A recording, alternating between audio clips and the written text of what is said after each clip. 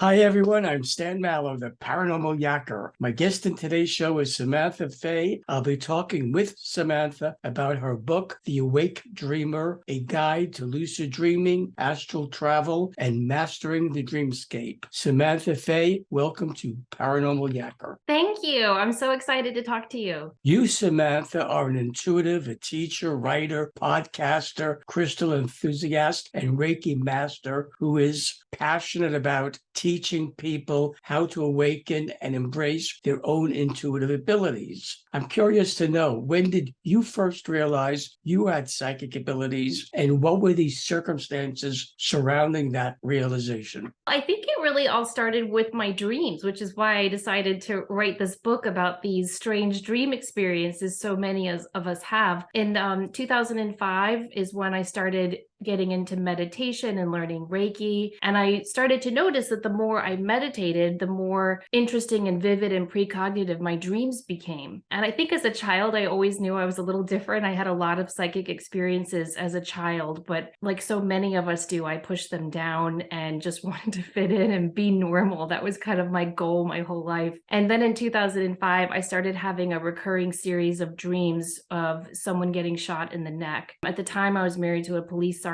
And so, of course, I worried about him and told him about these dream experiences. And unfortunately, those dreams came to pass. And he was shot in the line of duty, and exactly where my dream showed right here. I was sitting in the little waiting room with my sisters and my friends, and I told them, everyone, about these recurring dreams I had had and asked them to pray. And as I'm sitting there, they said, "This is what your dreams have been trying to tell you. This is what your dreams were letting you know." And I realized that all those years I spent pushing down my intuition and ignoring it had not served me at all. And that there really is no such thing as fitting in or being normal, that we always have to be our authentic self. And so I went into the hospital chapel and I got on my knees and I said, God, if this is what you want me to do, if you want me to pursue this intuitive path, I will, but you got to make that man in there live. I struck a little bargain. I did keep up with that. As soon as he was recovered and out of the hospital and life had turned back to a form of new normal, I started taking intuitive development classes. In The Awake Dreamer, you teach your readers how to utilize the dream state to expand their consciousness, reach out to loved ones in heaven, and use their sleep state to fully realize their soul's potential. When it comes to receiving and giving ancestral healing through dreams, how is that done? I think it is done because if we have a concentration in our daily life of being of service, of wanting to help and to give back, or if we're focused in our daily life on our own inner healing, that call goes out to the universe. And however you want to term that, if you want to term it creator, universe, God, goddess, I don't think it matters. There's something out there and it responds to that call. And so if we're looking for any kind of healing, it can often show up in our dreams. And something that I found really interesting on my own path was that our ancestors, the people who have gone before us, often they need our help and our prayers as well. I include a story in there, meeting my grandmother in a dream, and she wasn't the nicest person always. And in the dream, she didn't look so good. And she said that she was having a really hard time with her life review process on the other side and needed our prayers. And so I called up my mom, who was her daughter, and I asked her to call her sisters and her friends, and I asked that we all pray for Grammy. And 2 weeks later, I had another dream where my grandmother again was in my living room and in my dream, and she looked beautiful and radiant and was glowing, and she said, "Thank you for your prayers, they worked," and she dissolved in a tube of light. While we're on the subject of healing, how does one invite healing dreams into their lives and request assistance? Yeah, that's a great question. I think what you can do is think about it as you're falling asleep. I also recommend writing it down on a piece of paper and tucking it underneath your pillow, and every night reading it, looking at it, so that you're reminding your subconscious that you're on a quest to find your healing. Now, the answer might come in a dream. It might not. It's just giving your subconscious that time to explore all possible avenues for your healing. So sometimes you might have a dream where you become aware of what's blocking your healing, or sometimes you might have a very vivid and specific dream. I share a story in the book about a friend of mine who had a lot of chronic issues and fatigue, and she could not figure it out. This was back in the early early 90s. She went from doctor to doctor to doctor and nobody could diagnose her. They just told her she was a tired mom. And so she kept praying about this and asking for help about how she could heal. And she had a dream one night. And when she woke up, she couldn't remember all of the dream, but she remembered a name, a first and last name. And since this was the 90s and we didn't have cell phones, she ran downstairs to her kitchen and looked in the yellow pages. And it was the name of a doctor who lived a few towns away. So she made an appointment with that doctor, and the doctor diagnosed her with Lyme disease. Sometimes you can have very specific dreams, but sometimes when you're requesting that healing, it won't come in a dream. But what will happen is you might have a thought or an idea as you're in the shower that morning getting ready for work. You might have a little nudge to call a person or to go make an appointment to see this practitioner. And so we have to pay attention to all aspects of our day and our night. You, Samantha, believe that if someone takes the time to look, they will find treasures of self-discovery buried in scary experiences. How does one go about finding these treasures of self-discovery in a scary experience they've had? I think sometimes, whether we're talking about dreaming or just day-to-day life, I think the scary things that happen to us are often the most instructive. And it's those events that really help to try, test, challenge, and grow our soul. And I think when we ignore those scary things or we ignore our fears and worries, like a shadow that appears so much larger than it really is, it's going to get even bigger. If we can take a nightmare, let's say you're having a recurring nightmare, if you can take a nightmare that you've been having, and instead of reacting in fear or anxiety and just look at it, break it down into its little parts and ask yourself, what is this dream trying to teach me? You can really do some wonderful things with that. I include a story in the book about a man who was having a really hard time finding a job, and he kept having a recurring nightmare that his father, who, had been a difficult man to grow up with, was just screaming at him and berating him and telling him, you'll never get a job. You're going to go on welfare. Everything's going to fall apart. And he was so terrified, he had a hard time falling asleep. And so then he decided to face this fear. And he said, tonight when I have this dream, I will talk to my father. And eventually he was able to do that in the dream. And he realized that it wasn't his dad who was yelling at him, it was himself. And so he realized, once he unmasked this angry man who he thought was his father, he realized he'd taken on that broken tape of his father's berating him throughout his childhood, and it was inhibiting him and his confidence. And once he had that dream, he was able to let that go and be more kind to himself, and he got a job. What is lucid dreaming? How would one practice doing it? And what's the purpose, the value, the benefits of lucid dreaming? Lucid dreaming is anytime we become awake and aware in our dream state. And so there are different levels of lucid dreaming. Sometimes people are just aware in a dream that they are dreaming and they just kind of go with it. But advanced lucid dreamers can actually shift and change what's happening in the dream. So if they're having a dream where they're being chased by an elephant and they realize, this is a dream, they can change it to a fluffy bunny rabbit. So that's an advanced lucid dreamer. But you can use the lucid dreaming state to face fears, like we were just talking about. You can use it for imagination, insight, in ideas, creativity. There have been so many books and movies that have been derived from these amazing lucid dream experiences. And in the book, I go over some pretty standard techniques anyone can use for lucid dreaming, like the mile technique or the wake back to bed. And I really think that's one of my favorite ones, where you just set your alarm an hour or two earlier than you actually need to get up, and then you allow yourself to fall back asleep. And in that last 2 hours of sleep, that's when we have 50% of our dreams. So if you wake yourself up in the middle of that cycle and fall back asleep, you have a much higher chance of having a lucid dream, and at the very least, remembering your dreams. There's also a technique that sounds kind of boring and mundane, but it really does work. And luckily, I've been hearing from a lot of readers who are saying, yeah, that actually does work. And that's where you lay in bed, and as you're falling asleep, you go over your day. It's called a backward review. So rather than thinking about your day from when you woke up to when you got into bed, you start with, I just put my pajamas on. Before that, I brushed my teeth. Before that, packed my lunch for the next day. Before that, I cleaned the dinner dishes, what have you. And you go all the way until the morning when you woke up. Not only does that help lull you to sleep, but for some reason,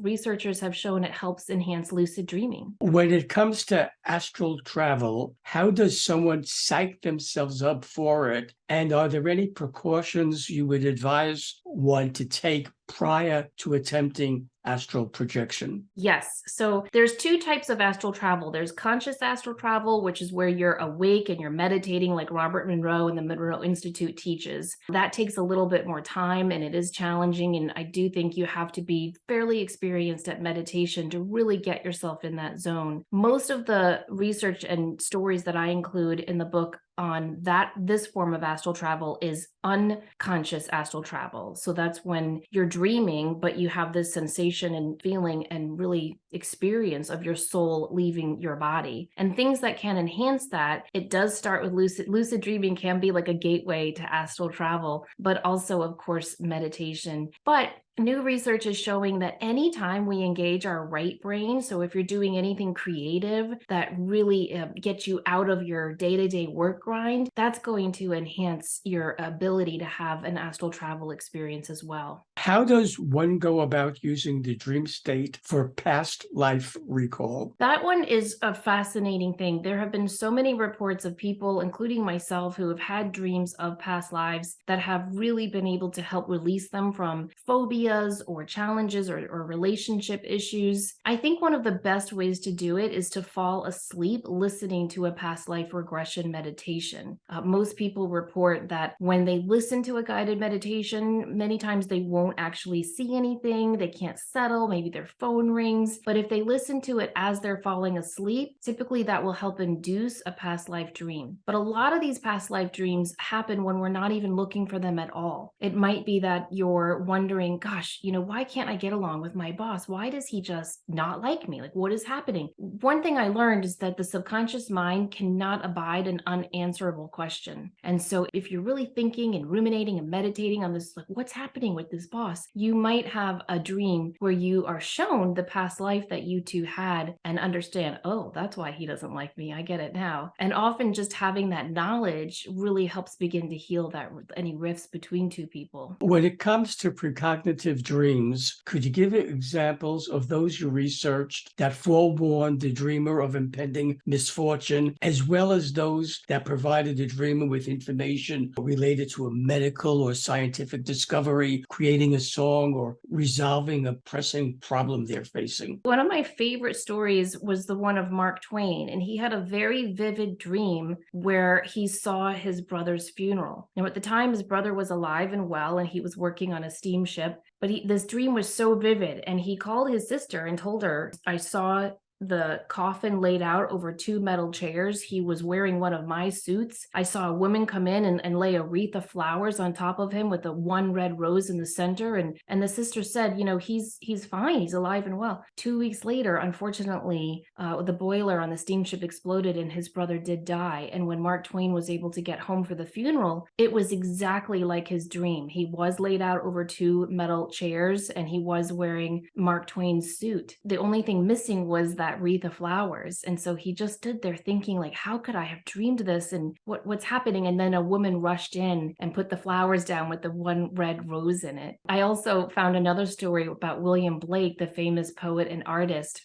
And like most artists back then, and hopefully not so much today, but back in William Blake's day, he was a struggling, starving artist, and he was really trying to search for a way that he worked to sell prints of his work and other artists' work, but it was expensive. And so he was trying to find a way that he could sell this work more cheaply so that he could buy paints and all the things that an artist needs. And his brother had died several years before, and he had a really vivid dream where the brother showed him this before never invented, thought of, very unique way of creating prints that was much cheaper. It really saved William Blake and his wife and enabled him to go on and continue doing his artwork and his poetry. I've been told by countless people, as I'm sure you have, Samantha, that they had an incredible dream, one they wanted to very much remember, and yet when they awoke the next day, they had no recollection of it. You briefly mentioned something earlier about what people could do in the last 2 hours of their sleep. Are there other methods that you would recommend people do that will help them remember their dreams? Yeah, I have a whole chapter on this, but one of my favorite and easiest suggestions is, if possible, when you wake up, don't move. Just don't move your body at all. Try not to think about anything. Now, you might not be able to do this every day. If you have little kids at home who are crying for you, if you have a dog barking, if the alarm is going off, you might not be able to do that. But as much as you can, when you wake up, do not move a muscle. Do not think anything about your day. I've got a meeting at 9 a.m. I've got to drop this kid off here for, don't let any of those thoughts intrude. Just lay still and allow the dream memories to just rise to the surface of your consciousness. And then, of course, everyone hates to hear this, but if you do record your dreams, it will help increase your overall dream recall. And it will also help you to see patterns that's happening in your dreams. You know, maybe if you eat a heavy meal before you go to bed at night, you're not going to remember any dreams. You might not know that until you start recording your dreams. So you don't have to have like a special dream journal and write it down every single day. I just use an app on my phone. And so in the morning, after I've laid still for like 5 minutes, I just open up the app, hit the mic, and I just talk the dream into there. And that's very easy for me, instead of trying to find a pencil and put my glasses on and get my journal out. But whatever works for you to record those dreams is going to help not only enhance dream recall, but also help you recognize what kind of a dreamer are you. And I don't think some of us are even aware of things that can inhibit our dreams. If you have alcohol at night, that can inhibit your dream recall. If you smoke or have any kind of stimulant like that, like nicotine, that's going to affect your ability to maintain a good sleep, and it's going to interrupt your REM. And we only have dreams during our REM cycle of sleep. So start to notice the things you do before you go to bed. You know, we all know if you take a bath about 2 hours before bed, or a hot shower, anything that really heats up your body temperature and then you cool down, that's going to help you fall asleep and stay asleep longer. And that's what you want, is that consistent sleep cycle so that you can have a better dream recall. Should viewers of Paranormal Yacker want to buy The Awake Dreamer, A Guide to Lucid Dreaming, Astral Travel, and Master The Dreamscape, learn about upcoming events you'll be at, courses you teach, products you sell, how can they do that? They can find me at samanthafey.com. It's Fey, so that's samanthafey.com. And you can find the book at Amazon, Barnes & Noble, Target, really anywhere books are sold. Samantha Fey, I thank you for being my guest on Paranormal Yacker. I wish you success with your book as well as everything else you do. Thank you. It's been most informative. Thank you so much. Hi, everyone. This is Stan Mallow, the Paranormal Yacker. I hope you enjoyed the interview you just watched. To be sure you're amongst the first to receive new interviews when they're released and to have access to previous ones, subscribe to my free YouTube channel. To do that, all you have to do is press the subscribe button on your screen.